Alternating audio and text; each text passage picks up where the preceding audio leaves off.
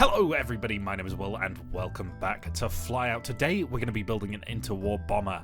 One of my main inspirations for this is going to be the bolt and pull overstrand, so fingers crossed we can do a little bit different to that, but I really want some of the general vibes of it to come through, so just so you know what we're working towards. This is going to be designed for our fictional country, Chisford. If you want some more information about that, that'll be provided in the time-lapse segment as usual. But for now, that's all from me at the current moment in time, and I'll hand you over to myself in the future. And here I am, post-commentary Will. So, just before we get started for this one, I just want to quickly apologise for later. There is a little bit of fan noise coming through. It was very warm when I was recording this video in my office. It wasn't actually warm outside, just my office was warm. I had the window open, but, you know, I guess that just doesn't do anything anymore. Long story short, I've tried to mask it as best I can. Was not 100% successful. So if you are particularly sensitive to that, then I am very sorry about that. So, yeah, don't worry about it too much though. You can always skip the building segment if you just want to see the finished product. I think it's fixed by then, as far as I can tell. Anyway, we are building today a plane, as I said, for Chisford, which is going to serve as a medium bomber of sorts. So if I just put up on the screen right now the map of Chisford, and here it is. So, to give you a brief overview, Chisford, which is kind of on the bottom right on that little peninsula, right next to Persbury, that country is kind of antagonized and also the antagonist versus the other countries to their north and south. This basically means that Chisford is alone against two military alliances. The two countries to their south, which are, I've forgotten all of the names, hang on a second, West Carrier and Axeland. And then there is a northern alliance, which is Sorrowland, Newchester, and Persbury on their east. I forgot my cardinal directions for a second there. Anyway, that's generally the idea. We've done a couple videos, we've designed them a tank, we've designed them a second tank, which came with an anti-air variant in my sprocket videos, and the last Flyout video we made, we built a fighter for them. And today, we're building them a cabbage crate medium bomber. This is an interwar kind of flying greenhouse kind of deal. If you've ever seen the Farman designs, that's quite familiar to this thing. I said in the intro, I believe, that I was basing this off the bolt and pull overstrand. That was the original concept, and there's definitely elements of that came through in it. However, this is not a biplane design. This is arguably a Sesquiplane, more realistically a monoplane. You'll see what I mean by that. Yeah. It's a little bit newer than that, but not so new that it's going to compete with your likes of the Wellington bomber, the Heinkel 111, and even, you know, if you want to box it into the same group, maybe even the early Junkers 88s. It's not as advanced as any of those aircraft. You are thinking more like your Boeing B-1 bomber, Farman F-222, and even to a limited extent your TB3, although it might be slightly more advanced than the TB3. But anyway, that's roughly what we're cooking, and I hope that is cool to you guys, because it's cool to me. It's a really interesting period of time for aircraft design for me. It's when nobody really knew what bombers were going to be used for and to what extent bombers are going to be used. Obviously, with hindsight, we know that bombers were an extremely invaluable tool to the Allied war efforts, but they were also a very, very expensive tool, and therefore only really big countries operated, or not operated, but built on large-scale bombers. So you've kind of just got Britain, France, Britain, America, France didn't exist. Germany and Russia are kind of the only people who build massive bombers, ground-based ones.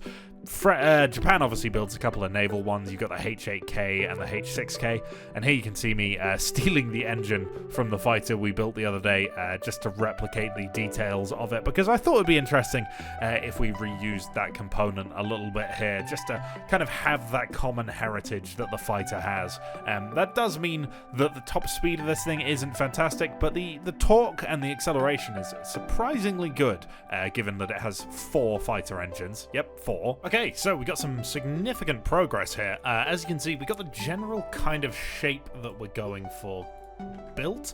It is lacking a little something. I don't really know what it is, and this is bothering me.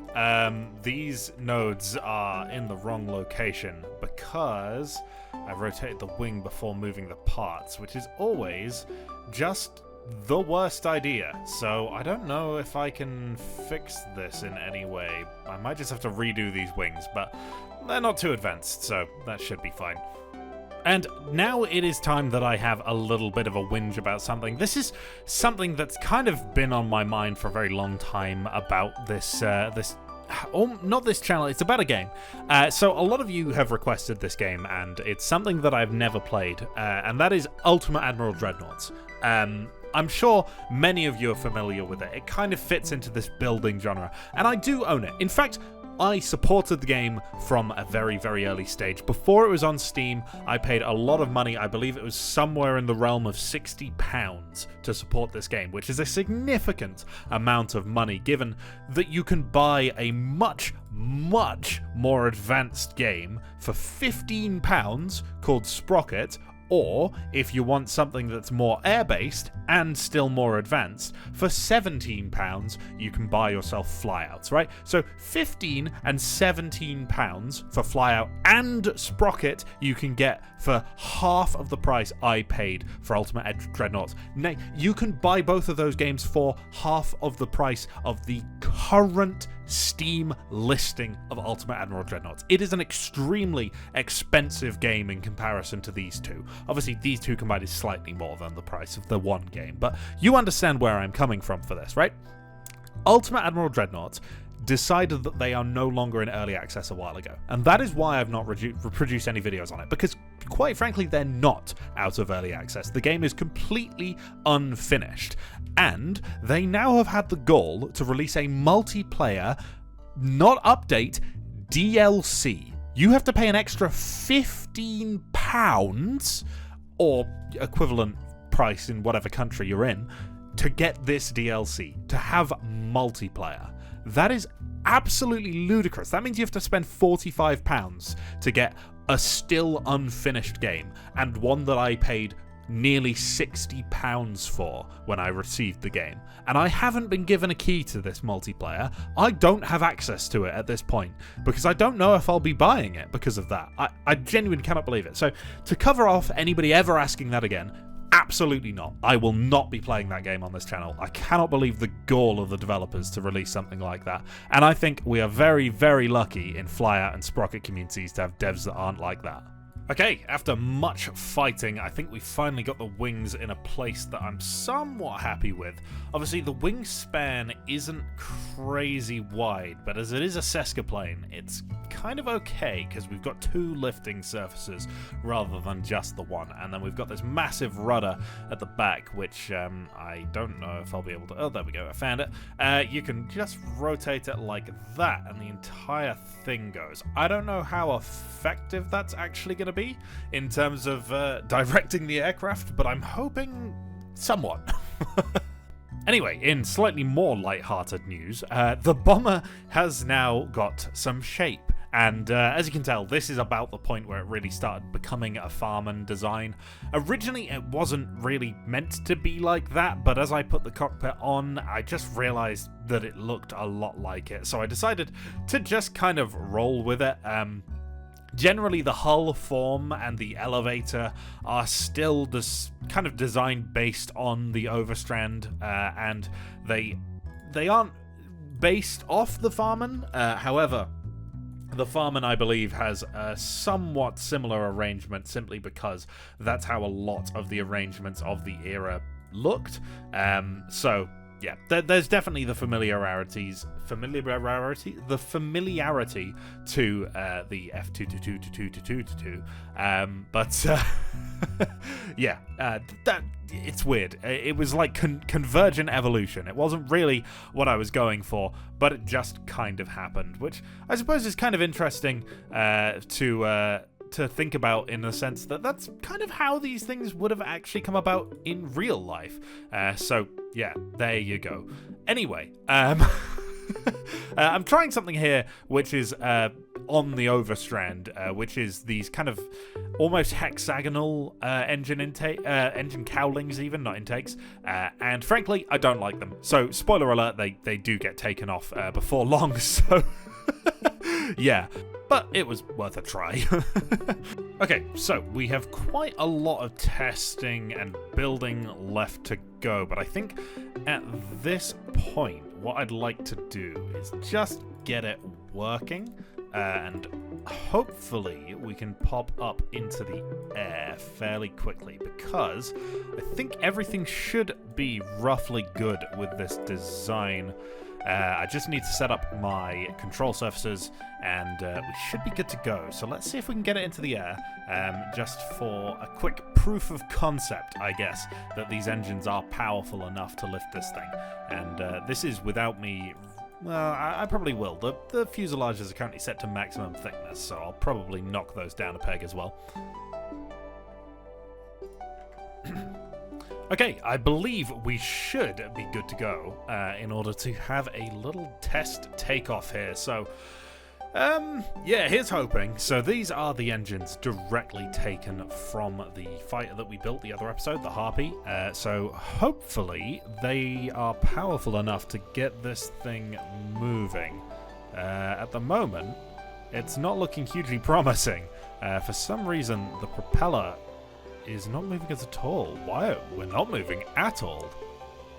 It's almost like we're frozen. We do actually have quite a lot of thrust going on. That is odd, isn't it? Okay, fair enough. Okay, here we go.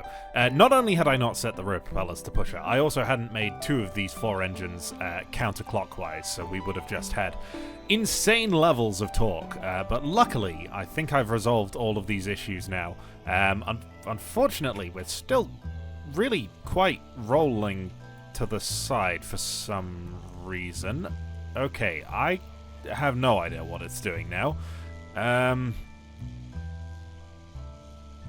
Okay, take 1 billion of taking off in this thing. For goodness sakes. Let's see, maybe mouse aim is our solution here. Clearly, it's got some problems, but nothing that we can't resolve, I'm sure. And in theory, we should now, pull up off the ground. And there we go. It's flying.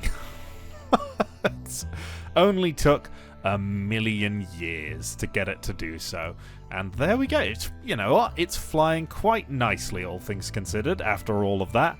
And yeah, it's quite good at accelerating, which is probably good given that it's not laden with bombs at the moment. And realistically, we probably want that to be the case, at least while it's completely empty. Right. Very good. I am now happy to carry on building this thing. It needs a little bit less in the way of elevator authority, I think, though. That's quite strong.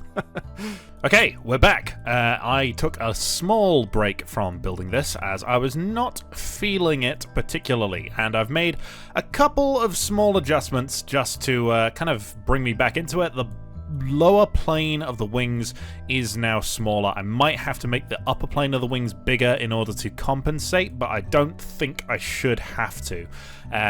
Generally, there's a couple things that I like, a couple things that I don't like. These cowlings around the engines, these have to go, these are going to have to change. I was trying to do something, it wasn't working. So there's things that I need to do in order to improve this so that I can get back on board with this design. But we're going to do them. We're not going to give up. We're soldiering on. Trust the process. I kind of like them better, to be honest, but I don't think that's probably for the best. Now, onto my favourite part of this time-lapse, which is going to be, we're going to be putting on the turrets onto this thing, and just kind of doing a little bit more tweaking to these engine cowlings. I go away from the hexagonal kind of design eventually, which is, well, now, actually, to a much more traditional kind of, what you would see somewhat on a Corsair or on a traditional fighter with a radial engine, and for that matter, a lot of bombers, you know, your B-17 kind of has those cowlings over their radial engines. So there you go. That's definitely an improvement over the kind of hexagonal thing. It just wasn't working. I didn't really know how to pull it off, but yeah. And now we make our little turret, which is kind of like a thimble, if you know what a thimble is. I don't know, is that an English word? That might just be like an English-only thing, but it's basically like a little metal cover you wear over your thumb while you're doing sewing and the likes. I genuinely, I have no idea whether that's just like a Britishism or not. I've definitely heard other people say thimble, so I'm sure I'll know. Eventually I was going to do like a full glass thing, but I decided given that this is meant to be a very early hydraulic turret, then it should probably be mostly metal with just kind of these smaller glass windows, just because, you know, making a sheet of glass that was strong enough for this kind of an application, probably not the easiest at this point in time. Like, they didn't have bubble canopies for that reason, if I'm not mistaken. There might be other reasons than that. I might be grossly undersimplifying that, but unfortunately I'm not a glass-based historian, and the cat has just jumped onto my desk, which is unrelated to the original point, but it is good. She is now in between me and my editing screen, so if anything goes horrifically wrong in my editing software, then you can blame her, though she does inspire me to build these planes, and also I love her. Anyway, I'm not going to be a nerd about my cat anymore. Where were we? I don't even know. I've completely lost my train of thought. However, what I will bring up is, because I was mentioning my editing software of choice, I've been using Magic's Vegas 18 for a very long time, Vegas Pro. I got a very cheap key from Humble Bundle a while ago, which is why I've been using it. DaVinci Resolve is free, and I've had the opportunity, well, I've been playing around with it, and it's just so much better. So if you work at Magix, please just improve your software. There's so much better alternatives out there for free, so I'm probably swapping. Okay, and that is helping quite a lot bring this thing together. There's still some funkiness with the nose here that I'd like to work out, but having the turrets on this thing really makes it feel quite a lot more complete. Obviously the paint job is lackluster at the moment, but we can resolve that later. Yeah, I think what I'll probably try and do is smooth out the lines going on the nose here, because this is just blocky and weird. And I think once that's done, we're probably not far away from just getting onto the really fine details, which I may just cut out of the time-lapse because this one's quite long already. But yeah, let's see what we can do. And finally, for the final time-lapse of today, it feels like we've had quite a lot. Video runtime is already just over 18 minutes, so wow. If you've stuck around for the entire viewing segment, then... for the entire building segment, then I am extremely proud of you, and you have done your country proud. Also, if you've come this far and for whatever reason you're not already subscribed, then you can do that. Look at that little plug. The cat has just sat on my lap. This is immediately recorded following the previous talking segment, so if you do remember what I just said about her getting on the desk, she has now progressed off the desk onto my lap. Yeah, I wanted to add a little bit of a viewing glass to the chin of the aircraft, and kind of have that step-decked kind of vibe that a lot of the French bombers of this period had, and for that matter, a lot of bombers in general. French bombers were weird and kind of ugly, but they weren't necessarily far off the convention in the sense that a lot of the parts of a bomber were visibly there. They functioned in much the way that was familiar to other countries as far as I know. However, they just had some interesting concepts of what aerodynamics were.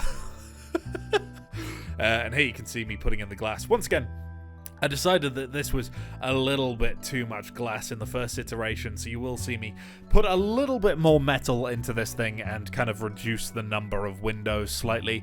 Obviously, it has that kind of B-29 feel, but it's meant to be more akin to the underside of the nose of the Farman F222.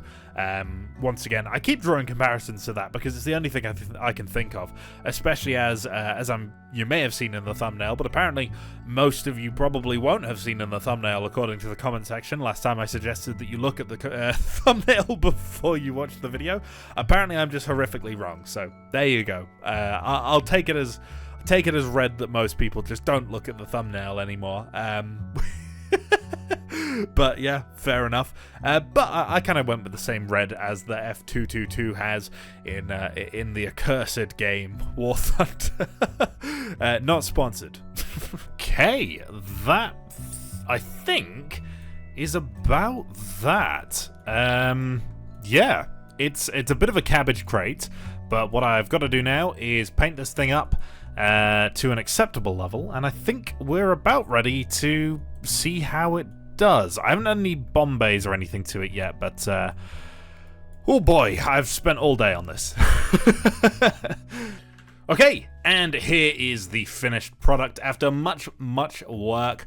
There's definitely things that still could be done. I wanted to really add a little bit more struttage, and I would love to be good enough to decal this up to make it look really smooth. Also, just the transition between these two parts definitely could be better, but I think I am about done working on this thing. It's been quite the challenge. A lot of points in this I was ready to give up, but you know, we produced something in the end, so I'm gonna show it off, and those are too far forwards. There we go. So fingers crossed, we can give this thing a quick fly around, and yeah, we can recover this. Definitely not my favorite thing I've ever built, but it could be much worse, all things considered. I need to put a second pilot in here, actually. I'll just do that before we fly away. Okay, here we are on the runway. So I've had some problems with wind direction taking off in this thing, but I don't think we have to worry too much. Clearly my idle throttle is also too low because all of our engines have stalled while we've just been waiting for it to load up. But wind speed's pretty slow, and it's a tailwind, so I'm hoping we should be able to actually take off without too much problem here. I do need to make this rear wheel steerable, because once we get up to this speed, the rudder is enough, but below the speed, no. Also, that occasionally happens. I think it's because of the engines being quite high compared to the center of mass, but I'm not really sure, to be honest. Okay, I've hopefully implemented a fix for those problems. So now we should have killed two birds with one stone, and we should now have enough steering on the runway to keep ourselves central, while also not nosing over quite as hard, I hope. Maybe, just maybe. It's still doing it a little bit. I do wonder why that is, because that is new as far as I'm aware. However, yeah, there we go. We got there in the end. It might take a skilled pilot, but all of our pilots are amazingly skilled, and therefore it's fine. We've tilted the wings up by 2 degrees, which was my fix for that, hopefully, just to get us off the ground before that could really become a problem. And we've got off the ground, so fingers crossed that's okay. This is fairly good at accelerating up to this kind of a speed. It's got plenty of power, but obviously the aerodynamics are absolutely awful, and it's very much similar to the kind of French interwar bombers, the Farmans of the world, which isn't really what I was going for. As I said at the start, I was kind of going for the what was it? The Overstrand, the Bolt and Paul Overstrand, which is a much less boxy kind of design. It's much more of like a biplane configuration thing. But you know what? I'm not disappointed with how this came out. So yeah, we'll call it good. As you can tell, I noticed the Farman inspiration, and for that reason, we've painted it in that kind of F222.2. There are just too many 2s in that name, but I've painted it in that kind of a red, and as I implied earlier, I didn't know whether the rudder would actually work on this thing, but as you can see, it works quite well, actually. It's not too bad at all. And if we were to adjust the propeller RPM a little bit down, maybe, we might just be able to get ourselves a decent top speed measurement. But obviously it's not going to break any records for top speeds. This is it's not really what we're going for here. It's very much a medium bomber crossed with like a almost a heavy bomber, but not quite there. Okay, so it seems that we're topping out at about 280 kilometers an hour, which is perhaps a tiny little bit slower than where I would ideally like to be, but given what engines this thing has, which are just those weedy little engines from our fighter, it's not too surprising that the top speed's not that impressive, so I think that's okay. And generally speaking, the flight handling of it is pretty good once you're in the air. The takeoff was not spectacular, I can't lie, and I'm imagining the landing will be equally not spectacular, so yeah, we'll see. But in terms of defensive armaments, as you can see, we've managed to fit the equivalent of like 9. These are closer to 50 caliber guns, really, because of what the game allows, but it is actually meant to be the equivalent of like a 7.5mm, I guess, if we're on the Farman designs, or like a 7.92, 7.7 if you are somebody who is sane. But yeah, we'll try and land this thing, see if it is an absolute nightmare or not. But yeah, I think it's not looking too bad right now. Okay, in we come for landing. Obviously, we're still very heavy with fuel. We've not had like a long mission to get that out, so our stall speed is very, very high here. However, that shouldn't be too much of a problem because we have enough elevator authority to make up for it. I just want to ensure that we kind of, keep above that 180 odd figure, and I think at that point we should be okay to touch down. Just need to wave the throttle a little bit, maybe give a couple more beans just before we touch down to keep the nose up. But it's flying okay still. I'm imagining as we get into the ground effect we might get a little bit of funk, but shouldn't be too bad. Here we go. Here we go. I think the bottom wings are just hitting ground effect now. Yeesh. We're going to have to cut the throttle back so we don't tilt over. And then hopefully our brakes aren't so strong that we nose over. And it doesn't look like they are at all. In fact, are they working? Yeah, I think they're working. Probably. It takes a little while. But there we go. It has stopped. And definitely need a little bit more idle throttle on these engines. But there you go. That is our bomber for today. So do you like it? Do you think there is anything I could have done better? Do you want to have your own go? Just let me know in the comment section below. This design will be up eventually in the aircraft repository in my Discord, which will be linked in the description if you do want to download this and have a play for yourself. But for now, until the next episode, thank you for watching, and I will see you in the future. Goodbye! And as always, a huge thank you to this channel's super supporters: Big Man, Peter Holmes, Peter Seifert, CamJam135, Cody Fox, Rolsosbocken, Marlon Gwecken, Stug3, and Terra. And a huge thanks to the regular level supporters as well. Thank you for watching. Bye-bye!